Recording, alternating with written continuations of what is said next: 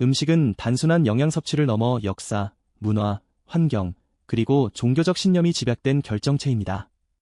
왜 어떤 종교는 돼지고기를 피하고 또 어떤 종교는 소고기를 신성시할까요?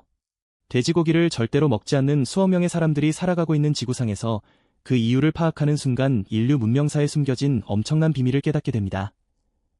세계에는 수많은 음식이 존재하지만 특정한 종교에서는 특정 고기를 엄격하게 금지하며 인류의 삶을 지배해왔습니다.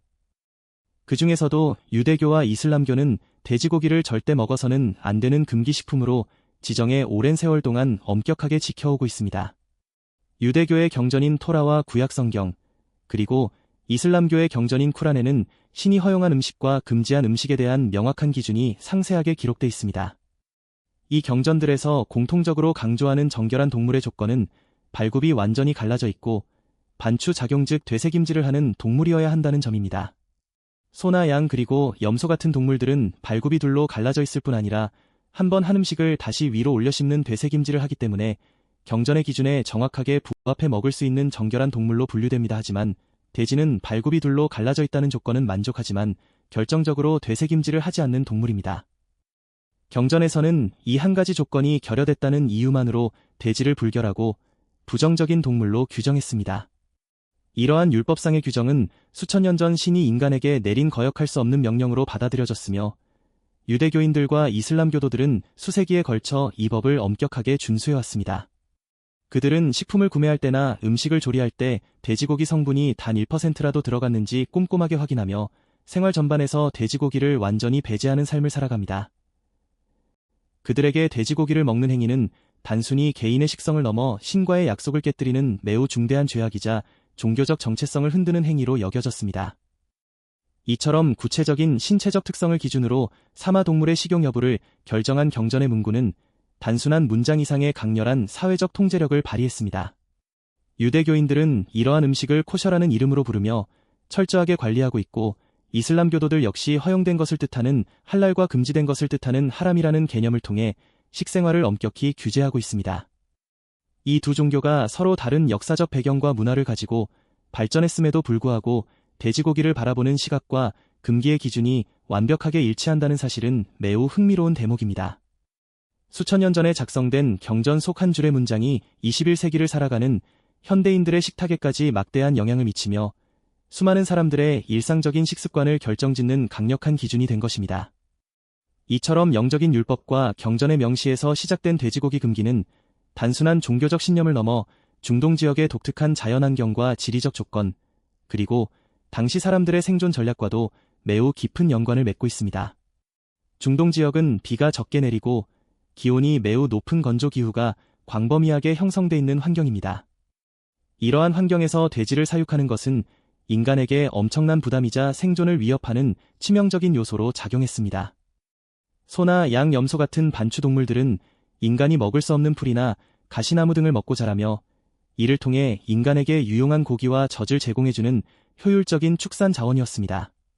반면에 돼지는 되새김질을 하지 못하기 때문에 곡물이나 과일 같은 음식을 먹어야만 생존할 수 있는 구조를 가지고 있었습니다. 이는 인간이 직접 소비해야 하는 귀한 곡물을 돼지에게 주어야 한다는 뜻이며 결과적으로 인간과 돼지가 한정된 식량을 두고 직접적으로 경쟁하는 구도를 형성하게 만들었습니다. 그리고 돼지는 몸에 땀샘이 거의 발달하지 않아서 스스로 체온을 조절하는 능력이 매우 떨어지는 동물입니다. 그래서 기온이 50도 가깝게 올라가는 중동의 무더운 날씨 속에서 돼지가 살아남기 위해서는 대량의 물과 진흙탕이 반드시 필요했습니다. 그런데 수자원이 극도로 부족한 사막 환경에서 돼지에게 제공할 물은 곧 인간이 마셔야 할 생명수와 같았습니다. 돼지를 키우기 위해 막대한 양의 물을 소비하는 것은 공동체 전체의 생존을 위협하는 위험한 행동이었습니다. 게다가 돼지는 유목 생활을 하는 당시 사람들의 이동 방식과도 전혀 맞지 않았습니다. 양이나 염소는 먼 거리를 이동하며 풀을 찾아 이동하는 유목민의 삶에 잘 적응해 무리를 지어 먼 길을 이동할 수 있었지만 돼지는 먼 거리를 이동하는 능력이 매우 떨어졌습니다. 결론적으로 건조한 사막 기후에서 돼지를 키우는 것은 경제적으로 아무런 이득이 없었으며 오히려 공동체의 자원을 고갈시키는 악순환을 초래했습니다. 환경에 적응하지 못하는 돼지의 생태적 특성 때문에 당시 사람들은 돼지를 키우는 행위를 점차 금기시하게 됐으며 이러한 현실적인 생존 조건들이 수세기를 거치며 종교적인 신성한 율법으로 정착하게 된 것입니다. 환경적 요소와 더불어 이생과 질병에 대한 고대의 지식 부족 역시 돼지고기를 금기시하는데 결정적인 역할을 했습니다. 중동의 뜨거운 기후에서는 고기가 매우 빠르게 부패하고 부패한 고기를 섭취할 경우 치명적인 질병에 걸릴 위험이 매우 높았습니다. 특히 돼지는 잡식성 동물로서 온갖 오물과 쓰레기를 먹어치우는 습성을 가지고 있어서 고대인들의 눈에는 매우 더럽고 불결한 동물로 각인됐습니다. 돼지의 이러한 습성은 각종 파라사이트와 균에 노출될 확률을 급격하게 높였습니다. 대표적으로 돼지고기에는 기생충인 선충이나 유낭충이 존재할 가능성이 높았는데 이러한 기생충은 고기를 완전히 익혀 먹지 않을 경우 인체의 침투에 심각한 질병을 유발하거나 심한 경우 사망에 이르게 만들었습니다. 고대 사회에서는 고기를 완벽하게 가열해 조리하는 기술이나 보관하는 냉장시설이 전혀 존재하지 않았기 때문에 돼지고기를 먹고 탈이 나는 일이 자주 일어났습니다. 의학 기술이 발달하지 않았던 그 당시 사람들은 특정 고기를 먹고 사람이 죽거나 병에 걸리는 현상을 신의 노여움이나 부정함의 증거로 해석할 수밖에 없었습니다. 공동체의 건강과 위생을 지키기 위해서는 돼지고기의 섭취를 강력하게 통제할 필요성이 절실했습니다. 이에 따라 사회적 지도자들과 종교적 선지자들은 중독과 질병을 예방하기 위해 돼지고기를 불결한 것으로 지정하고 섭취를 금지하는 강력한 규제를 만들었습니다. 통제된 위생관념이 종교적 정결의식과 결합되면서 돼지고기는 절대로 접근해서는 안 되는 부정의 대명사로 자리 잡게 됐습니다. 이러한 역사적 환경적 위생적 배경이 쌓이면서 돼지고기 금기는 단순한 식습관을 넘어 집단의 정체성을 구분짓는 강력한 사회적 도구로 발전했습니다. 다른 문명권과의 전쟁이나 문화적 교류 속에서 무엇을 먹고 무엇을 먹지 않는가는 우리 편과 타인을 나누는 중요한 기준이 됐습니다. 고대 중동에서 돼지고기를 즐겨 먹던 다른 민족들과 자신들을 구분하기 위해 유대인들과 이슬람교도들은 돼지고기 금기를 더욱 철저하게 엄수했습니다. 이는 외부 문화의 침입에 맞서 자신들의 전통과 종교적 순수성을 지키기 위한 일종의 문화적 방어기제로 작동했습니다. 수천 년의 시간이 흐른 지금도 이러한 전통은 변함없이 이어지고 있으며 현대의 기술과 의학이 발달해 돼지고기를 위생적으로 사육하고 조리할 수 있는 시대가 되었음에도 불구하고 종교적 율법과 역사적 기억은 여전히 강력한 힘을 발휘하고 있습니다. 중동의 사막 환경에서 시작된 생존의 지혜가 종교라는 그릇에 담겨 수억 명의 삶과 문화를 지배하는 거대한 규범으로 확립된 것입니다. 중동의 건조한 사막 환경은 돼지가 살아남기에 절대적으로 불리한 자연 조건이었으며 이는 인류가 돼지를 금기시하게 된 가장 결정적인 현실적 이유였습니다. 돼지는 온몸에 땀샘이 거의 없어서 스스로 체온을 조절하는 능력이 매우 떨어지기 때문에 무더운 날씨를 견디기 위해서는 대량의 물과 진흙탕이 반드시 필요했습니다. 그런데 수자원이 극도로 부족한 중동 지역에서 돼지에게 제공할 물은 곧 인간이 마셔야 할 소중한 생명수와 같았으며 물이 풍부한 숲과 습지가 없는 사막에서 돼지를 사육하는 것은 환경적으로 불가능에 가까웠습니다. 그리고 돼지는 잡식성 동물로서 인간이 먹는 곡물과 과일 등을 그대로 소비했기 때문에 한정된 식량을 두고 인간과 직접적으로 경쟁하는 구도를 형성했습니다. 반면에 소나 양, 염소 같은 반추 동물들은 인간이 먹을 수 없는 풀이나 가시나무를 먹고 자라면서 고기와 젖을 제공해 주었기 때문에 유목민들에게 매우 효율적인 자원이었습니다. 반면에 돼지는 이동 능력이 떨어져 유목 생활에 적합하지 않았을 뿐 아니라 생존을 위해 막대한 양의 곡물을 먹어치웠기 때문에 환경과 자원이 부족한 중동에서 돼지를 키우는 것은 공동체 전체의 생존을 위협하는 지극히 위험한 선택이었습니다. 환경적인 문제와 더불어 고대 사회에 낙후된 위생 상태와 냉장 기술의 부재 역시 돼지고기 금기를 더욱 강화하는 계기가 됐습니다.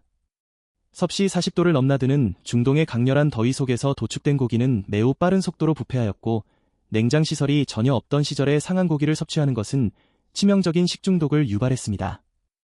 특히 돼지는 오물이나 쓰레기까지 먹는 잡식성 습성 때문에 각종 기생충과 병원균에 쉽게 노출되는 특징을 가지고 있었습니다. 돼지고기를 제대로 익혀 먹지 않을 경우 갈고리 유충이나 선충 같은 기생충이 인체에 침투해 심각한 질환을 일으키거나 사망에 이르게 만들었습니다. 의학 기술이 발달하지 않았던 당시 사람들은 특정 고기를 먹고 갑자기 병에 걸리거나 죽어가는 현상을 원인 모를 재앙이나 신의 형벌로 인식할 수밖에 없었습니다.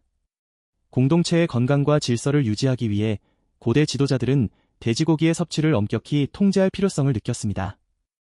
이러한 위생적 위험성과 질병에 대한 공포가 수세기에 걸쳐 누적되면서 돼지고기는 불결하고 위험한 음식이라는 인식이 사람들의 무의식 속에 강렬하게 자리 잡게 됐습니다. 결과적으로 중동의 척박한 기후 조건과 위생적인 위험성은 생존을 위한 현실적인 선택으로서 돼지 사육을 포기하게 만들었습니다. 사막이라는 혹독한 자연 속에서 살아남기 위해 체득한 인류의 경험적 지혜가 시간이 흐름에 따라 사회적 규범으로 발전하였고 마침내 종교적 율법이라는 가장 강력한 형태의 금기로 정착한 것입니다. 인간과 식량을 다투는 동물이라는 점과 쉽게 부패의 생명을 위협한다는 사실은 수천 년 동안 중동 사람들의 식탁에서 돼지고기를 완전히 사라지게 만든 결정적인 계기가 됐습니다. 이러한 환경적 위생적 배경은 이후 종교적 정결의식과 결합하면서 단순한 식습관을 넘어 문화적 정체성을 지키는 강력한 규율로 발전하게 됩니다. 수천 년 전 중동의 광활한 사막과 황무지를 누비던 유대인과 아랍인의 조상들은 한 곳에 머무르지 않고 물과 풀을 찾아 끊임없이 이동하는 유목민의 삶을 살았습니다. 유목민들에게 가축은 단순한 식량이 아니라 전 재산이자 생존을 위한 절대적인 동반자였습니다. 그래서 그들이 어떤 가축을 길러야 하는가는 공동체의 생존과 직결된 가장 중요한 문제였습니다. 그들의 이동하는 라이프 스타일 속에서 가축이 갖추어야 할 최우선 조건은 스스로 먼 거리를 이동할 수 있는 보행 능력과 척박한 환경에서도 잘 견디는 적응력이었습니다. 소나 양, 염소 같은 동물들은 발굽이 튼튼하고 다리가 길어 사막의 모래밭과 자갈길을 매일 수십 킬로미터씩 걸어서 이동할 수 있었습니다. 그리고 이 동물들은 유목민의 뒤를 따라 무리를 지어 질서정연하게 이동하는 본능을 가지고 있어서 대규모 이동 시에도 관리가 매우 용이했습니다. 그런데 돼지는 이러한 유목 생활의 조건에 전혀 부합하지 않는 치명적인 단점들을 가지고 있었습니다. 돼지는 다리가 짧고 몸집이 무거워 먼 거리를 장시간 걸어서 이동하는 능력이 극도로 떨어졌습니다. 사막의 무더위 속에서 먼 길을 이동하게 되면 돼지는 금방 지쳐서 쓰러졌으며 수많은 돼지 무리를 이끌고 이동하는 것은 유목민들에게 커다란 짐이자 불가능에 가까운 일이었습니다. 게다가 돼지는 무리를 지어 이동하는 통제력이 약해 조금만 방심해도 사방으로 흩어지는 성향이 있었습니다. 끊임없이 이동해야 하는 유목민의 삶에서 돼지를 키우는 것은 전체 무리의 이동 속도를 현저히 떨어뜨리고 생존을 위협하는 치명적인 장애물이었던 것입니다. 그리고 유목민의 식생활 구조와 가축 사육의 목적 측면에서도 돼지는 유목 라이프 스타일과 완전히 상극이었습니다. 유목민들이 양이나 염소를 키운 가장 중요한 이유 중 하나는 가축을 죽이지 않고도 지속적으로 얻을 수 있는 부산물 때문이었습니다. 양과 염소는 매일 신선한 젖을 제공해 유목민들에게 귀중한 단백질과 영양분을 공급해 주었으며 털은 옷이나 천막을 만드는 데 사용되었고 가죽은 물주머니나 생필품을 만드는 데 쓰였습니다. 즉 산채로 계속해서 자원을 제공해주는 살아있는 자산이었습니다. 그런데 돼지는 살아있는 동안 인간에게 젖이나 털 같은 유용한 부산물을 거의 제공하지 못했습니다. 돼지가 인간에게 줄 수 있는 유일한 자원은 도축을 통한 고기뿐이었습니다. 이동 중에 가축을 도축하면 냉장시설이 없던 그 시절에는 대량의 고기를 즉시 처리하지 못해 부패해 버려야 하는 일이 빈번했습니다. 지속적인 영양 공급원이 되어주지 못하고 오직 도축해야만 가치가 발생하는 돼지는 매일 이동하며 살아가야 하는 유목민들에게 지극히 비효율적인 가축이었습니다. 정착해 농경을 지으며 살아가는 문명권에서는 돼지를 가두어 키우며 고기를 얻는 것이 이득이었지만 시시각각 이동해야 하는 유목민의 라이프 스타일 속에서 돼지는 아무런 경제적 이점이 없는 쓸모없는 존재였습니다. 이러한 생태적 유목 환경의 한계는 수세대에 걸쳐 유목민들의 의식 속에 강하게 뿌리내렸고 정착 문명의 사람들과 자신들을 구분짓는 중요한 생활 양식의 차이로 자리 잡았습니다. 이동 생활에 적합한 양과 염소를 숭상하고 이동을 방해하는 돼지를 기피하는 유목민의 실용적인 선택이 수천 년 동안 누적되면서 마침내 돼지고기를 멀리하는 문화적 정체성이 완성된 것입니다. 이슬람교와 유대교가 환경적 이유와 율법으로 돼지를 금기시했던 것과 달리 인도 대륙에서는 전혀 다른 이유로 소를 절대적인 신성의 영역으로 끌어올렸습니다.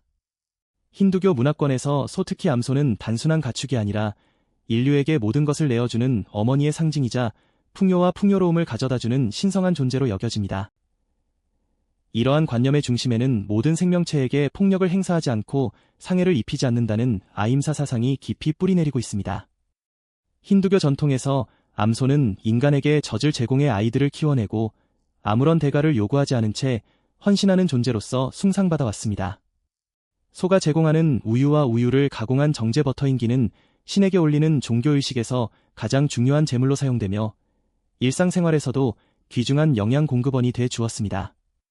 힌두교인들은 암소가 가진 이러한 무조건적인 배품과 온순한 성품을 보면서 생명에 대한 거룩함과 어머니와 같은 포용력을 직관적으로 느꼈던 것입니다. 이에 따라 암소를 해치거나 죽이는 행위는 곧 어머니를 해치는 것과 다름없는 커다란 죄악으로 여겨졌으며 어떠한 생명도 함부로 해치지 않는다는 비폭력 의무가 소에게 가장 강력하게 적용됐습니다. 수천 년 동안 형성된 이러한 종교적 아임사 정신은 소를 보호하고 존중하는 문화적 전통을 더욱 공고하게 만들었습니다. 생명에 대한 깊은 존중과 감사의 마음이 소라는 가축에게 투영되면서 인도 대륙 전체의 삶의 방식과 종교적 세계관을 규정하는 핵심 가치로 자리 잡게 된 것입니다. 신성한 종교적 교리와 비폭력 사상의 뒤편에는 고대 인도의 농경 사회를 해온 지극히 현실적이고 강력한 경제적 이유가 존재하고 있었습니다. 고대 인도인들에게 소는 잡아먹어서 얻는 일시적인 고기 몇 전보습니다. 살려두었을 때 수년에 걸쳐 제공하는 가치가 비교할 수 없을 정도로 거대한 존재였습니다. 농경 사회에서 소는 밭을 갈고 짐을 옮기는 데 없어서는 안 될 가장 핵심적인 노동력이었습니다. 특히 젖을 짜는 암소뿐 아니라 수소 역시 논밭을 일구는 농기구이자 수송수단으로서 농업 생산성을 결정짓는 절대적인 역할을 담당했습니다. 소가 없으면 농사를 지을 수 없었고 이는 곧 전체 공동체의 기근과 생존 문제로 직결됐습니다. 그리고 소가 배출하는 소똥은 건조한 인도 환경에서 더없이 소중한 자원으로 재활용됐습니다. 소똥을 말려 만든 땔감은 나무가 부족한 지역에서 음식을 조리하고 추위를 피하는 핵심 연료가 됐으며 진흙과 섞어 만든 벽재는 집을 지으이고 열을 차단하는 친환경 건축 자재로 사용됐습니다. 게다가 암소가 매일 생산해내는 우유와 이를 통해 만든 가공품들은 단백질과 지방이 부족했던 사람들에게 매일 지속적으로 영양을 공급해주는 생명줄이었습니다. 이처럼 소는 죽어서 단 한 번의 식량이 되는 것보다 살아있는 동안 지속적인 노동력과 연료 건축 자재, 그리고 영양분을 제공하는 생산의 주체였습니다. 그래서 소를 도축해 고기를 얻는 행위는 당장의 배고픔을 달랠 수는 있을지 몰라도 다음 해의 농사를 망치고 공동체의 생존 기반을 스스로 무너뜨리는 지극히 어리석은 선택이었습니다. 고대 사회의 지도자들과 사람들은 소를 살려두는 것이 사회 전체에 훨씬 유리하다는 경제적 진리를 명확히 인지하고 있었으며 이러한 실용적인 생존 전략이 수세기를 거쳐 소를 절대 해쳐서는 안 된다는 종교적 금기와 강력한 문화적 신념으로 승화된 것입니다. 인도의 사회적 계급 구조인 카스트 제도에서 식습관은 단순히 무엇을 먹는가의 문제를 넘어 개인과 집단의 신분적 정결함과 도덕성을 증명하는 핵심적인 지표로 작용했습니다. 힌두교의 신분 체계에서 최상위 계급인 브라만은 자신들의 종교적 권위와 신성함을 유지하기 위해 극도로 엄격한 정결의식을 요구받았습니다. 그들에게 음식은 육체뿐 아니라 정신과 영혼까지 오염시킬 수 있는 강력한 매개체로 인식됐습니다. 특히 동물의 생명을 빼앗아 얻는 고기는 불결함과 오염의 상징으로 여겨졌으며 육식을 멀리하고 채식을 실천하는 것은 상위 카스트가 지녀야 할 필수적인 도덕적 덕목으로 자리 잡았습니다. 그 중에서도 가장 신성시되는 존재인 소를 도축하거나 그 고기를 섭취하는 행위는 종교적으로 가하는 가장 심각한 오염이자 영적 신분을 스스로 실추시키는 중대한 죄악이었습니다. 브라만 계층은 소고기 금기를 가장 완벽하게 준수함으로 자신들이 하위 카스트나 이방인들과 차별화되는 영적으로 순수하고 도덕적으로 우월한 존재임을 입증하고자 했습니다. 이러한 상위 카스트의 식습관 관념은 사회 전체로 빠르게 확산돼 하위 카스트 사람들 역시 자신의 사회적 지위를 높이거나 정결함을 인정받기 위해 소고기를 멀리하고 브라만의 생활 방식을 모방하는 현상으로 이어졌습니다. 소고기를 먹지 않는 행동이 곧 최고 수준의 도덕성과 종교적 정결함을 나타내는 계급적 지표가 됨에 따라 소고기에 대한 금기는 인도 사회 전반에 걸쳐 거역할 수 없는 강력한 신분적 규범이자 문화적 상징으로 철저히 뿌리내리게 됐습니다. 힌두교의 소고기 금기가 계급적 정결함과 신성함에 뿌리를 두고 있다면 불교에서 시작된 육식의 멀리함은 모든 생명체를 향한 무한한 자비심과 불살생의 계율에서 출발했습니다. 불교의 가장 기본적이면서도 근본적인 계율인 불살생은 살아있는 모든 생명을 해치지 말아야 한다는 가르침을 담고 있습니다. 부처는 모든 생명체가 고통을 두려워하고 살고자 하는 본능을 가지고 있음을 강조하며 타인의 생명을 빼앗는 행위가 스스로에게 깊은 업보를 남기게 된다고 가르쳤습니다. 이러한 가르침은 생명에 대한 연민과 자비심을 바탕으로 하고 있으며 인도의 원시 불교를 넘어 동아시아로 전파되는 과정에서 더욱 강력한 채식 문화로 발전하게 됐습니다. 특히 한국과 중국, 일본 등으로 퍼져나간 대승불교 전통에서는 모든 존재가 번뇌 속에서 윤회하며 언젠가 나의 부모나 친족이었을지도 모른다는 깊은 인연설을 바탕으로 동물의 고기를 먹는 행위를 극도로 경계했습니다. 생명을 해쳐서 얻은 음식을 섭취하는 것은 자비심을 갉아먹는 일이라고 보았기 때문에 스님들과 신도들은 완벽한 채식을 실천하고자 노력했습니다. 이러한 과정에서 사찰을 중심으로 동물의 고기나 뼈를 전혀 사용하지 않고도 자연에서 얻은 야채와 버섯콩 등으로 풍부한 맛과 영양을 만들어내는 독창적인 사찰음식 문화가 탄생했습니다. 사찰음식은 단순히 배를 채우는 수단이 아니라 조리하고 섭취하는 모든 과정을 수행의 연장선으로 보았으며 자연과 생명에 대한 감사함을 되새기는 거룩한 의식으로 자리 잡았습니다. 동아시아 불교의 이러한 채식 전통은 생명 존중이라는 철학적 가치를 식생활을 통해 일상적으로 실천하는 고유한 문화적 유산으로 자리매김하게 됐습니다. 특정한 음식을 먹지 않고 금기를 철저하게 지키는 식습관은 단순한 개인의 선호나 종교적 의무를 넘어 한 집단이 우리는 누구인가를 명확히 선언하는 가장 강력한 사회적 도구가 됐습니다. 역사적으로 수많은 종교적 타자들과의 접촉이나 낯선 문화권과의 만남 속에서 무엇을 먹고 무엇을 거부하는가는 외부인과 내부인을 명확하게 갈라놓는 핵심적인 기준이 됐습니다.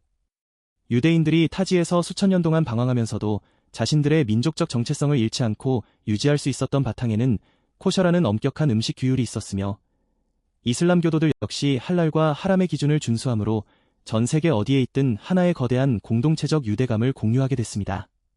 식탁 위에서 이루어지는 이러한 금기의 실천은 매일 일상적으로 되풀이되는 거룩한 의식과도 같아서 집단 내부의 사람들에게는 깊은 연대감과 소속감을 선사하였고 외부 사람들에게는 침범할 수 없는 독자적인 문화적 장벽을 구축해 주었습니다. 이처럼 특정 음식을 배제하고 거부하는 행위는 역사적 시련과 거친 변화 속에서도 자신들의 문화적 순수성과 종교적 가치를 유지하게 만들어준 가장 강력한 집단적 정체성의 방파제 역할을 해낸 것입니다. 현대 인류학 및 생태학적 연구에서는 고대 사회의 종교적 금기들을 단순한 신비주의나 맹목적인 믿음의 결과로 보지 않고 한정된 자원을 효율적으로 분배하고 생태계의 균형을 유지하기 위한 인류의 위대한 지혜로 재해석하고 있습니다. 고대인들은 자신들이 살고 있는 지리적 환경과 기후 조건을 정확히 이해하고 있었으며 특정 동물을 고기로 소비하는 것이 공동체 전체의 생존 기반을 무너뜨릴 수 있다는 점을 경험적으로 터득했습니다. 중동의 건조한 환경에서 물과 곡물을 많이 소비하는 돼지 사육을 금지하므로 인간과 가축 간의 자원 경쟁을 사전에 차단하고 물 부족 현상을 막아낸 생태적 선택이 대표적인 사례입니다. 마찬가지로 인도 대륙에서 노동력과 땔감 및 우유를 제공하는 소의 도축을 금지한 것 역시 농업 생산성을 유지하고 지속 가능한 사회를 유지하기 위한 지극히 합리적인 자원 관리 전략이었습니다. 즉 종교라는 신성한 권위를 빌려 강력한 사회적 규범을 만들고 통제함으로 인류는 척박한 환경 속에서도 환경적 대재앙을 피하고 집단의 생존을 도모할 수 있었습니다. 수천 년 전에 만들어진 이러한 금기들은 결국 인간이 자연과의 공존을 모색하고 생태계의 한계를 극복하기 위해 만들어낸 고도의 환경 적응 시스템이자 공동체의 지혜로운 생존 방정식이었던 것입니다. 결국 각 종교와 문화가 특정 고기를 금기시해온 역사적 과정은 타인의 관습을 기이한 고집이나 미신으로 바라보는 시선에서 벗어나 인간 문명의 다양성을 깊이 이해하게 만드는 거대한 열쇠가 돼줍니다. 세계 곳곳의 수많은 문화권이 보여주는 독특한 식생활 금기는 각 집단이 처했던 혹독한 자연환경과 지리적 한계, 그리고 고대 사회의 위생적 위험을 극복하기 위해 오랜 세월에 걸쳐 선택한 지극히 합리적인 생존 방식이었습니다.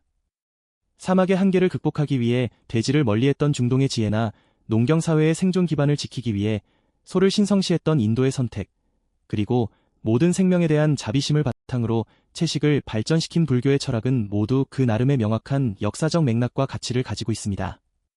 타문화를 바라볼 때 나의 기준만을 고집하지 않고 상대방이 걸어온 환경적 배경과 역사적 흐름을 올바르게 이해할 때 비로소 우리는 서로 다른 문화 간의 깊은 공감과 존중의 길로 나아갈 수 있습니다.